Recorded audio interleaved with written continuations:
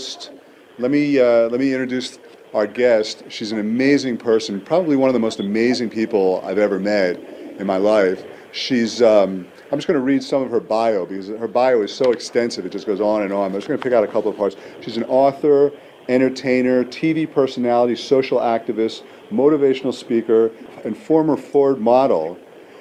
She's the author of international best-selling book called Fighting Weight, which details her lifelong struggle with weight and how she was successful using lap band surgery. She's the daughter of boxing champion Muhammad Ali, and just some of the things on her bio are just unbelievable. She was nominated for an Emmy Award for hosting Education is Paramount.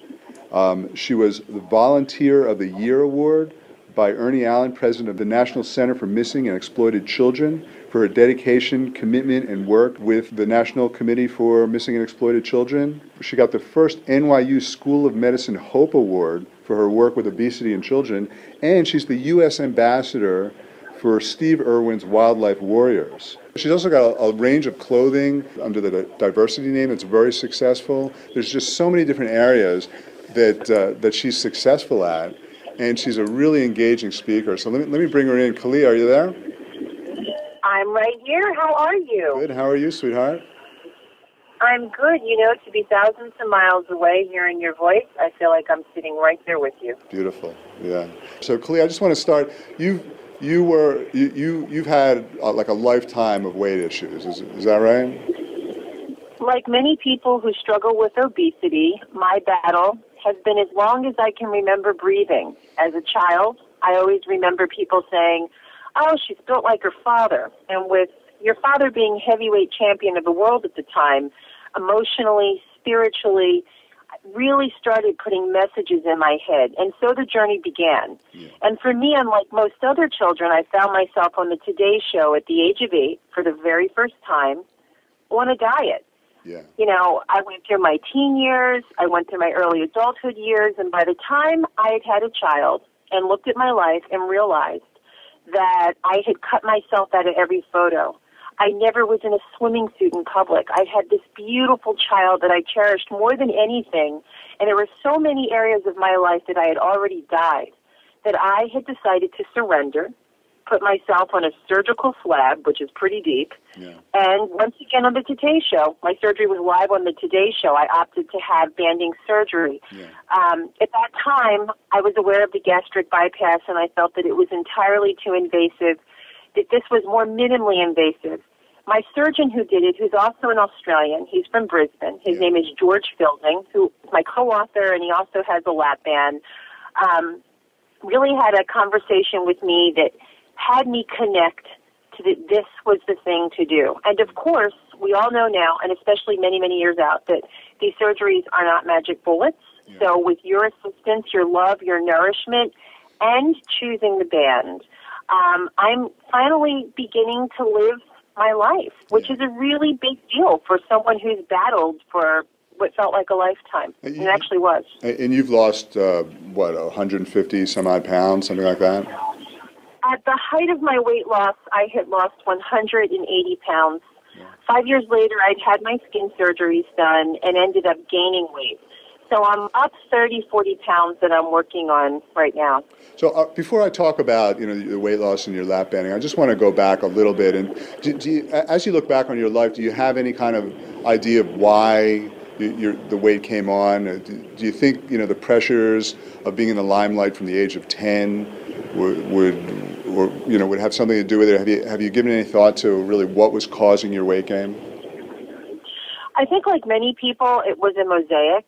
And as I travel along this journey, I get another piece to make the full picture.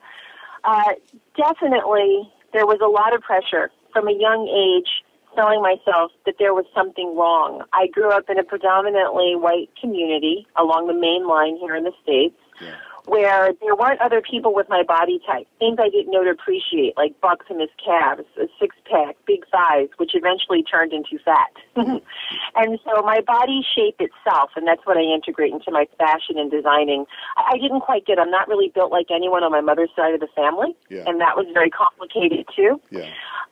We also didn't know what we know about nutrition. As a child, there were a lot of large glasses of juice, or come home from school and probably consume, 800 poisonous calories before dinner ever got to the table. Yeah. And like other children, I wasn't playing consistently outside with friends or in a sports team. I think those things made a contribution at an early age.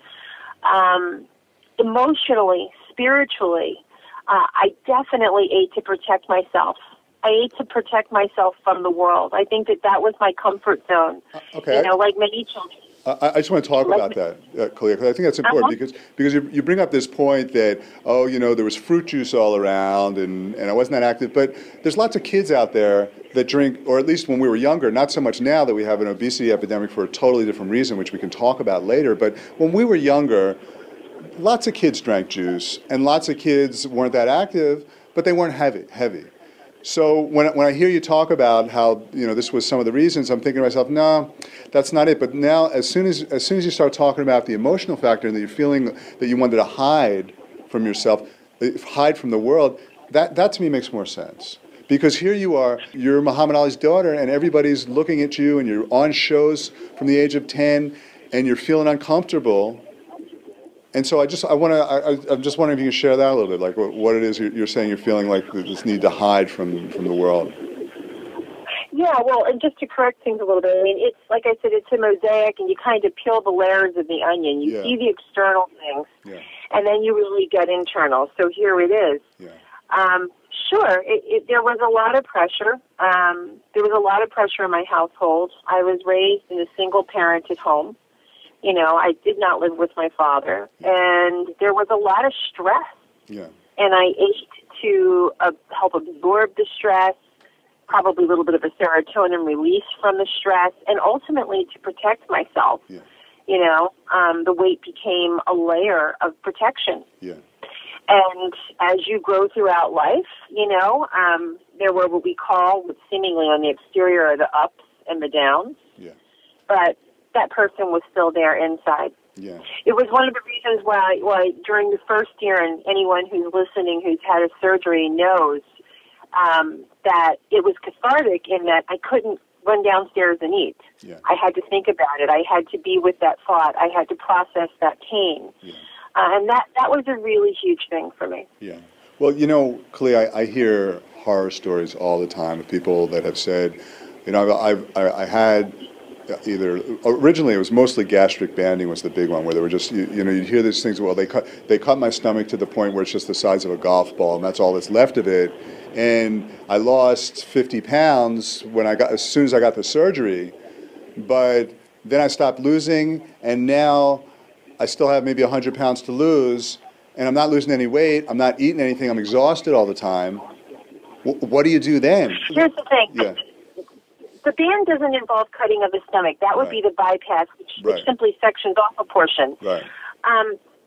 Like anything else, these surgeries aren't even, or maybe just as they are mainstream in the public, a decade old. Now, we know some of them, like the bypass, has been around 16 years. Yeah. Banding hasn't even been approved by FDA for, I think, an entire decade or just past. Yeah. So I think what's happened is, number one, people were sold, like many of the pharmaceuticals do, something that was like a one-off. This is it and you're done. Yeah. And we now know today that that's absolutely not true. And then for the people who did look at it and understand that it wasn't a golden bullet, some people felt that their lives were so much on the line that they just had to make that decision at that moment. Yeah. I think anyone going into surgery really needs to be silent and go within and listen to themselves for the first time, because there's so much noise out there. And for me, when I did that, this is what I heard. But for everyone, it could be a very different voice. The whole epidemic of people, especially with banding, not losing the weight, is a real serious issue. It's a huge issue. And it's more than a physical issue. It's an emotional issue because nothing feels worse than having had surgery and feel that you failed that too. Yeah. But that's just the end of the line. That's heartbreaking, and that's what I have to deal with on a daily basis when I talk to people. Is that experience where they've finally said, okay, I'm going to do the surgery. I surrender to it. They do the surgery, and it still doesn't work. And I think what's different about you, and what's most important, I think in terms of your messages, and I know this personally because I worked with you for several years, is that you didn't just do the surgery, you still addressed the real issues. Because in reality, all the surgery does is make your stomach a little bit smaller. But if your body still wants to hold on to weight, it's just going to adjust your whole metabolism so that it's slower and that you're craving more foods more frequently if it wants to hold on to the weight. Now, you, I know, did the work because I did it with you. I worked with you. And I think it's a really important message. And I think, personally, it's one of the reasons why you've been so successful at not only losing the weight, but keeping it off. How long have you kept the weight off now? This has to be years. It's been going on about, I think I'm heading for seven years now. Yeah. Now, 7 years. And I have to agree, the integrated approach is very important. The one thing that is essential for other people to hear, however, is if you have a band, you have to keep it adjusted. Yeah. And a lot of people don't keep their bands adjusted properly, and that's as big of an issue as just the failure itself. Well, and for anyone listening with the band, it's really important that they do this work that we're talking about, but if they still have their band, they have to make sure that it's properly adjusted. That's a really big deal. Okay. And a huge oversight in a lot of practices. And George Fielding, I'm fortunate enough to go to the best in the world. Yeah. And we make sure that I'm properly adjusted. But that's really a strong message for people as well. But I know also, for example, people will get a band and then they'll start drinking McDonald's milkshakes, and that's what they're going to have for lunch, thinking that they're going to lose weight. And from my experience, what happens with that is you go into a very serious nutritional famine because your stomach's already smaller, so you can't hold nutrients. And then you're not eating nutrient-rich foods, and that nutritional famine activates your fat programs and causes your body to hold on to weight. And I know when I talk to you, you tell me about some of the incredible recipes that you're making, that you're eating very nutritionally dense foods. I'm wondering if you could talk about that a little bit. Absolutely. Well, in the very beginning of my journey, one of the most significant things that you brought into my world, and to this day I love above all else, is avocado. Yeah. A lot of the core essential things that you and I talked about nutritionally and the things that you shared with me and guided me to were the things that really had me achieve optimal health and nutrition. I didn't get this band to lose weight. I wanted to achieve optimal health, and that's where you come in. Yeah. It was the core essentials like the avocado and the wheatgrass juice and the flaxseed. So the traditional banding diet would say in the morning drink a processed store-bought protein shake, and maybe in the afternoon eat a container of highly processed hollow yogurt. Working with you, I would have our special shake that we designed with the flax seeds with my Barlean's Omega in it. Well, tell me. And at lunchtime. But tell me what that was. What's the shake that you and I were put together? We do a vegetable. It has been a vegetable protein base with my ground flax seeds. I'm sometimes on and off of dairy, so sometimes I'd add a Greek yogurt to it. Sometimes I wouldn't. I just do the pure vegetable protein. I use a scoop of bee pollen, which is incredibly delicious and gives me my energy. And maybe a handful of fruits, whatever my intuition tells me I need or I was guided to. I tend to stick to the lower glycemic ones, which, you'll slap me on the wrist for. All fruit's good. But I'll put my berries and apples in it and go about my day. And at lunch, there was a time when I was drinking the kefir instead of a yogurt, Greek yogurt instead of a plain yogurt. But then also really remembering to eat whole food, I love stuffed avocados and a lot of delicious recipes. Well, the point that you make about avocado, and I just have to make this point, is that, people, we're accustomed to think that fat is bad and that fat makes fat, and that's not the case. If you look at our bodies, every single cell of our bodies is covered with a layer of fat. And our brain cells, for example, are 65% fat. And so other than water, the most predominant molecule that we have in our body is fat, and we need it for all proper cellular functioning. So when you eat the wrong type of fats, your cells aren't functioning right with your hormones, and it's the hormonal imbalance that activates the fat programs, not the fat just turning into fat.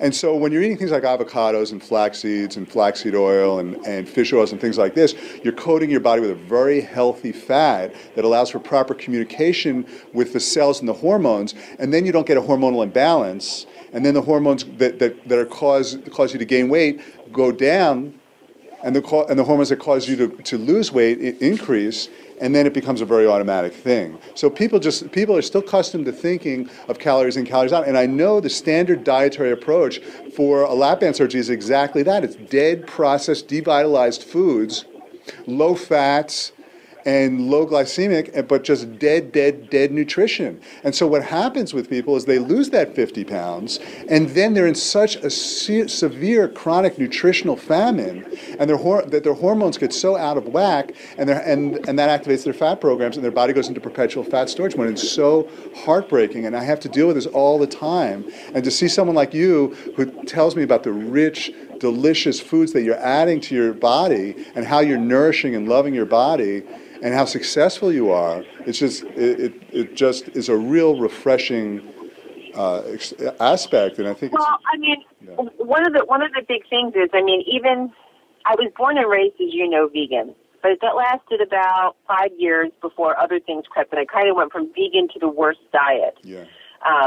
But it still instilled the love of things that are good, and to this day, the healthy fat stand is a testimonial. My cholesterol's under 140. Yeah, always has. That doesn't surprise me. My resting sugar's 70. My blood pressure's excellent. Yeah. And a lot of people wonder, and I said, well, you really do get back what you put in. You really are truly exactly what you eat. At this point, many. I eat extraordinary amount of. I eat such a high amount of fat. Yeah. Such a high amount of fat. But it's a very essential fat, and I'll tell you, you've gone so far with from a nutrition aspect. You've gone so far with it that you're giving me these amazing recipes for kale chips and mueslis. And by the way, just want to let you know, we're 1 week away from sending our recipe book to the printer. 1 week away, and it is amazing. It's 300 pages of amazing Gabriel Method recipes. I'm really happy with it. So we're 1 week away from it. But as I've been making this recipe book, I know you've been telling me about some of your favorite nutrient-rich like chips, and now you're working with the dehydrator, which, by the way, I have no patience for a dehydrator. I have to say, I'm trying it. I'm really trying, but I've got no patience for a dehydrator. I just kind of set 3 of them up, and you keep them going, and one's never going to be done, and one's always done. They're never done. Yeah. They're never done. Well, I think that there's a bit of a war out there, and the dehydrator really is a great asset because it allows me to take a lot of foods I otherwise couldn't with me when I travel. Like I dehydrate, I do a teriyaki salmon dehydrated. Well, how do you do that? Tell me about that. And I do, quite simply, I make my own teriyaki sauce. What do you make your teriyaki sauce out of? I use stevia. Uh-huh. I use a dry hoisin powder and a little bit of chili paste and olive oil. Uh-huh. Mix it up. Uh-huh. Paint my salmon with it. Uh-huh. A little bit of garlic, too. Probably a little bit of garlic. Uh-huh. I love scallion. I'll put a little green onion on top of it and place it into the dehydrator. And I have dehydrated salmon. I make my own wasabi peas. I love Asian foods, so you'll hear that consistency. So why do you make your own teriyaki and wasabi? Why don't you just buy a store-bought? What makes you make your own? One, I can't find the salmon teriyaki anywhere. But two, and I kind of have an on-again, off-again relationship with meat itself other than fish. So you just take the actual salmon steak and dehydrate it? That's it. And how long do you do that for? 8 hours. And what does it taste like? Does it taste like, does it get smaller? Does it get dry? Like, obviously it gets dry, but does it taste smoky? Definitely, it's a trial and error thing. And you can use liquid smoke, too, by the way. Okay. But it is a trial and error kind of thing. Yeah, and it depends on your preference. I don't mind it if it's a little bit crispy. Okay, that sounds really good. So you make your own smoke. What else do you make with it dehydrated? I do wasabi peas. I do fruits. I do just about anything. I watch my fruits. My fruits tend to be my, every 2 weeks when, like a lot of women, we hit our cycle and are craving sweet things. I crave the mangoes and the papaya. I get those good enzymes out of it and bromolamine. So I hydrate those. Let me just say one thing, Kahlia. When you're talking about fruits, like sweet fruits like that, I think that's one area where I would say I would stay away from the dehydrator, because that is going to cause blood sugar problems. Mango, to me, is a lot of people think fruits are. People group carbohydrates into one lump sum, and they say, if it's too high on the glycemic index, it's bad. Blah blah blah blah blah. But I say no. There's really good carbs and there's really bad carbs. Anything that's alive is a good carb, because your body knows how to process the sugars properly. Anything that's dead, like bread or rice or pasta or refined sugar, is going to cause your body problems. But when you take something like a mango is great, but when you dehydrate it, it's a little bit concentrated. So I would still, even when you're having your sugar cravings, I would still opt for a smoothie that's got mango in it and some of your favorite fruits with a little bit of stevia, rather than dehydrating them. Because the other ingredients in the smoothie will keep your blood sugar much more stable and will not cause an exaggerated insulin response. Sounds good to me, too. Well, it helps if I'm traveling, but sure, absolutely. Yeah. Kahlia, this is Neil here. I'm just sitting here listening to you, and I'm wondering, and I imagine a lot of our listeners might be too, so how much can you eat now, compared to what would have been normal for you? I mean, I would imagine you would have to dehydrate some of your food. Your nutrients, I would imagine, have to be very dense for you to get in enough protein and get in enough of the good things that you need. Is that correct? I'm glad you said that. That was my next statement. Absolutely. Things like you can do raw cookies. I do a raw pumpkin cookie or even a raw kale chip. Not just kale itself, but it's like a kale mixture that I make that's like a chip, and it's great because when your band is tight, it's not always possible to sit in front of a kale salad, let's say, and crunch and chew and get that down. But if I'm able to take some of those ingredients and dehydrate it into what's like a kale chip or even the pumpkin cookie, I'm able to get them down. And that's true. And it's really something very specific on to band patients. Yeah. Well, it sounds to me like it's something that people should understand, that you don't just put the band on and kind of walk away and your problems go away. Now you have a very specific set of circumstances. Now you have to really become an expert in how you prepare your food, where you get it and how you're going to do it. Otherwise, my grandmother did this, and the first thing that she wanted to do, she was eating peanut butter forever because it was the most dense thing she could get her hands on. And she put a bunch of weight right back on. And I don't think she was psychologically or emotionally ready for any of this. She got it approved through, Medicare or something like that, and they went ahead and did it. But I think this is a very, it sounds to me like a decision that has to you really have to put some thought into it, and you really have to say, are you committed now to going this other route? Which see, like for me, I think it would be very hard because one of the things that I enjoy right now is I enjoy a nice big salad once or twice a day. I've just come to really crave it, and I'd imagine you just can't do that now, right? I can. That's the thing about the band. It's completely adjustable. So I could adjust my band and I could eat just like I never had surgery. I could adjust the band and I could eat a proper size salad, or I could have the band so adjusted that it'll be really difficult to eat it. And that's why when John and I were talking earlier, I said it's really important to understand your adjustments and how you're adjusted and where you're comfortable at.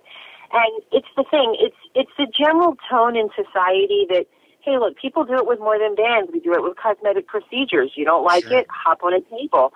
without really much thought that this really is a surgery and it's going to change every aspect of your existence. And it can be for the better or it can be for the worse. And you know, surgeons are surgeons. They're not nutritionists, and that's the other thing people need to know. So surgeons we're just now hitting that curve where they're really working with nutritionists in their office, and they're really creating lifestyle programs for people.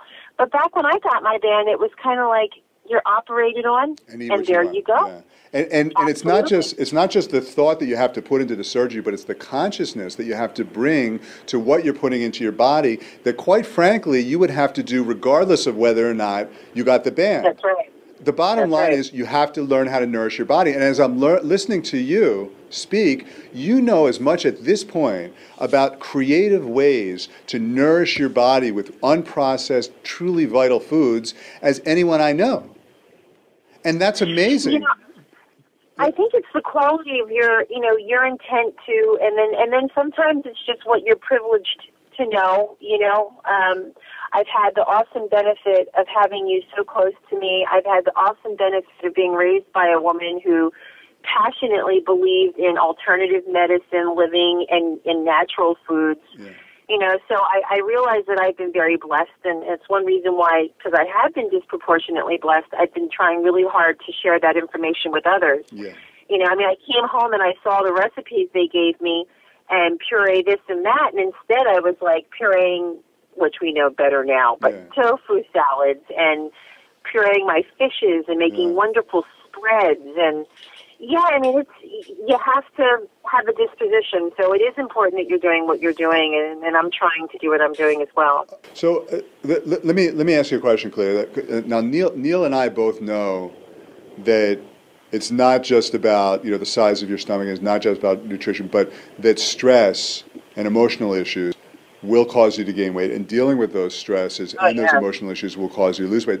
Now, it's really clear that you've got you're nourishing your body. You know nourishment, and you are truly giving your body food full of love, life force, vitality, and nourishment. So you're really nourishing your body. What I want to ask you, though, is as far as from the stresses in your life, when you look back at where you were and how you felt, this feeling of having to hide from the world, and now I'm looking at you and you are out there. I mean, you are not hiding from the world. You are out there in every aspect, being a humanitarian, being a TV personality, being a model, being an author and public speaker. You're out there.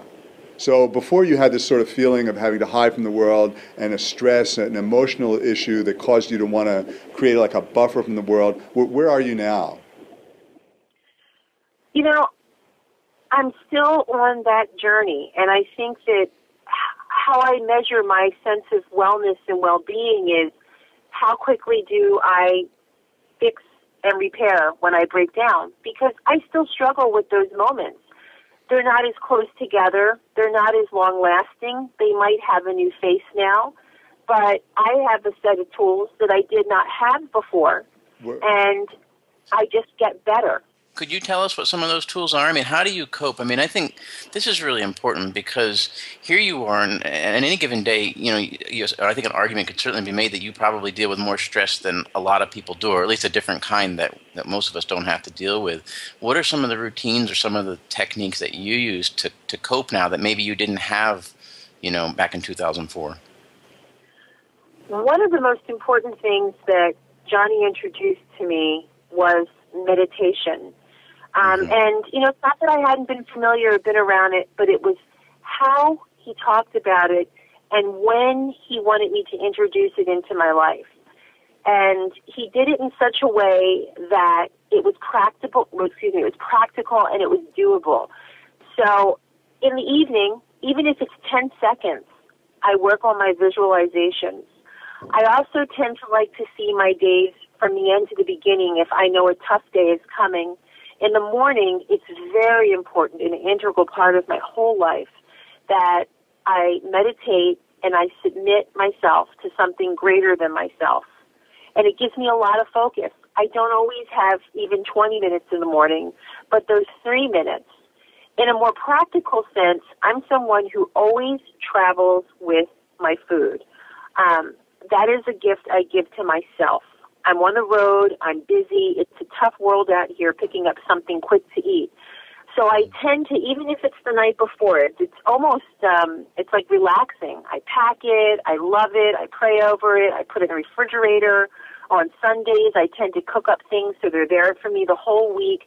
In a practical sense, I prepare, and that really relieves me of a lot of stress. If you're a mom, if you're just a busy person, or you're feeling a little weak. When I have that time of the month, I'm inclined to reach for things I shouldn't. I am prepared, and for me, that releases stress. Kahlia, that's a brilliant point that I don't think we've ever even talked about. Is the relationship between food and stress? Because if you've got the foods that you need that are nourishing your body, it's actually going to make you less stressful because you're going to have more energy. Your body, when your body has more energy, it's being nourished, it can cope with stress better. And biochemically, you're handling stress more properly. You're flushing out stress hormones.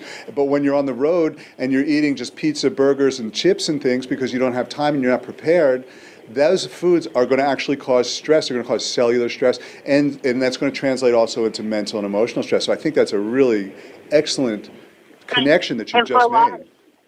And for a lot of dieters who have, like me, the all or nothing at all mentality, it's really important. It's really important. Let's talk about that for a second, the all or nothing, because that is where people get trapped. They're either on a program or off a program, and for me, it's not about being on a program or off a program. It's an evolution. You're always evolving and growing. Every time I talk to you now, you know more about nutrition. You have deeper meditation. Your visualizations are more powerful. Every time I talk to you, you're learning and growing. Yeah, you have fluctuations. You have good days. You have bad days. Sometimes you do things you wish you hadn't done, or eat things you hadn't. But in the meantime, over time, if you just look at the graph, it's going up and up and up toward more health, more vitality, and it's a process. So it's not something you're ever on or off. It's something that you're always rolling with and evolving and growing. Does that sound right? I think the most important thing for people to know about sustainable weight loss is,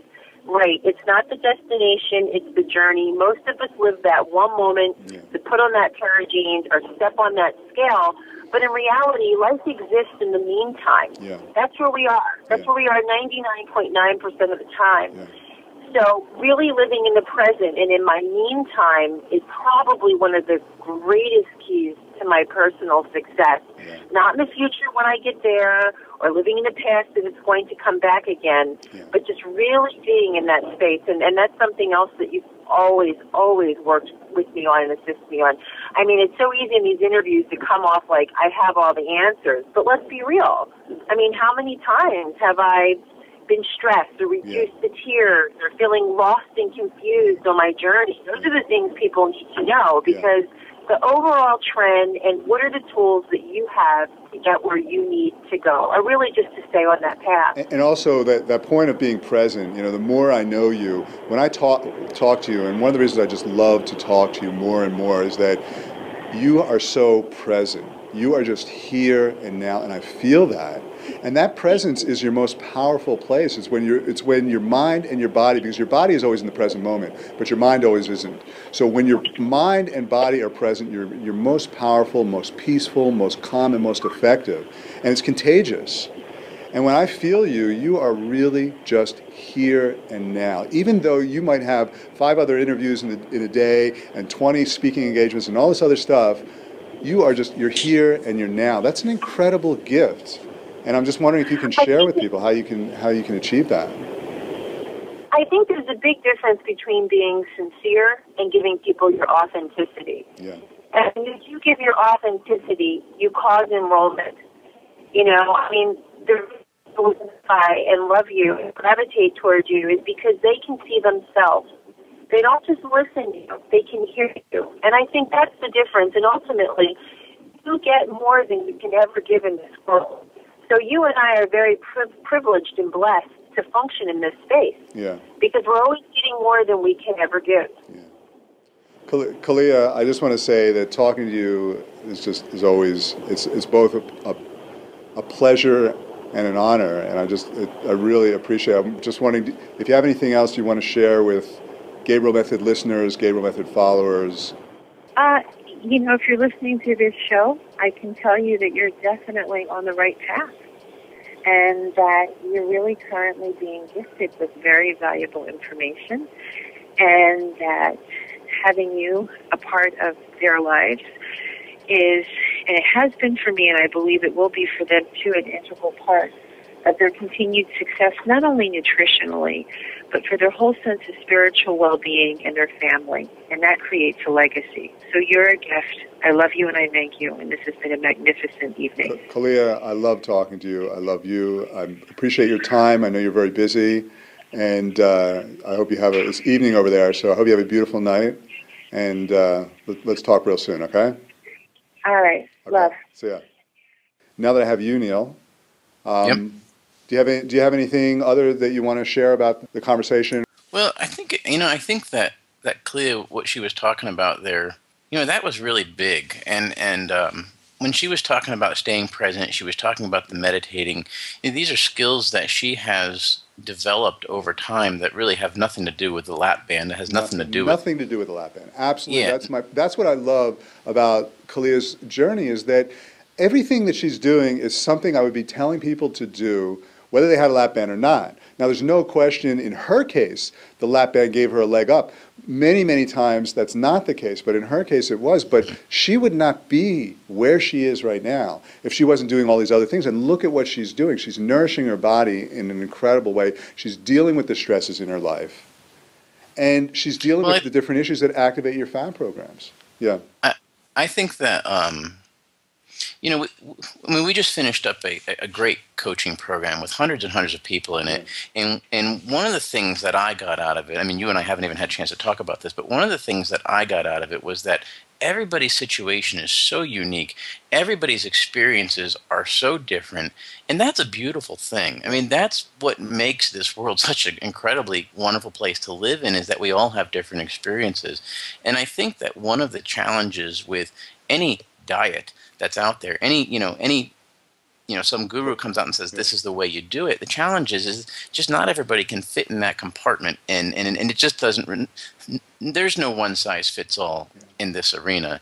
And the one thing that I really enjoy about what you teach, Jon, is how you can look at somebody with lap band surgery, and that doesn't knock them out of the Gabriel method. There's no judgment as to what's right or wrong. We see a lot of people. One of the you asked about questions that we had. One of the most common questions that we had, and this was an important one, is people are coming off these other diets that they actually have lost some weight with, but they somehow sense that that's not the path for them ultimately. That got them there, but it's not the path for them. And I sense that may be the case with Kahlia, that this got her to this point, and she's grateful for that, but she's always growing and expanding. Well, as far as the Gabriel method is concerned, nothing is exclusive. They're principles, and the principles are you have to nourish your body. I don't care what program or diet you're on. You have to nourish your body, which means that you have to add foods that have nutrients that are not corrupted. You have to make sure your digestion is functioning properly. You have to make sure that the food's not overly toxic. And then you have to deal with the mental and emotional stresses in your life. All of these things combined, when you deal with them, change the chemistry in your body to get your body to lose weight. You have to deal with those things. And with Kahlia, she has dealt with these things as well as anyone that I've talked to. And I think we've talked to, and I've talked to thousands and thousands and thousands and thousands of people. Kahlia has dealt with these issues as well as anyone I have ever met. And look at the results. You've got someone who's kept her weight off for years and years and years. She's had lap bands, but a lot of people have failed with lap banding and stomach stapling and all these different things. She hasn't. She's kept her weight off. She's present. She's focused. She's got energy. Her career is exploding. She's meditating. She's doing visualization, and her body is tremendously nourished. She's on a beautiful path, and these are principles. That's all they are. They're principles that you can follow and add to whatever situation you're in.